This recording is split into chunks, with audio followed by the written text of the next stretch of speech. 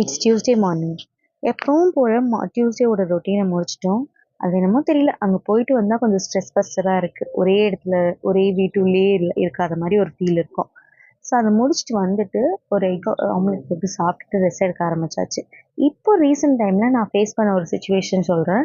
அது மேபி உங்களுக்கு ஃப்யூச்சர்லேயோ இல்லை இதுக்கப்புறம் நீங்கள் அந்த அந்த சினாரியோவில் போகிறீங்கன்னா கொஞ்சம் ஹெல்ப்ஃபுல்லாக இருக்கும். நாங்கள் ஒரு 1 இயருக்கு முன்னாடி கொஞ்சம் கோல்டு லோன் எடுத்திருந்தோம். அதோட வட்டி வந்து ஒரு அமௌண்ட் கொடுத்துருந்தாங்க. அந்த அமௌண்ட்டு தான் நாங்கள் வந்து லாஸ்ட் 1 இயராக பே பண்ணிட்டுருக்கோம் வித்தவுட் ஃபெயில். ஒரு நாள் கூட முன்ன பின்ன ஆகாது. கரெக்டாக போய் எங்கள் அம்மா பே பண்ணிட்டு வந்துடுவாங்க. நான் ஏன் போகல அப்படிங்கிறதுக்கு காரணம் வந்து என்னோட மெட்டர்னிட்டியில் இருந்தேன். பாப்பா வந்துட்டதுனால அதுக்கப்புறம் என்னால் போக முடியல. பட் ஆனால் இப்போ போய் பார்த்தா எங்களோட பிரின்சிபல் அமௌண்ட் அதேல இருக்கணும், இல்லைன்னா கொஞ்சம் குறைஞ்சிருக்கணும் அப்படிங்கிற இம்ப்ரெஷனோட நாங்கள் போனோம். பார்த்தா அப்படி ஆகவே இல்லை. அது வந்து இன்னும் இன்க்ரீஸ் தான் ஆகிருக்கு. ஏன் நீங்கள் வந்து இன்டிமேட் பண்ணல அப்படின்னு கேட்டாலும் தட்ஸ் நாட் இந்த ரூல் அப்படிங்கிற மாதிரி அவங்க பேசினாங்க.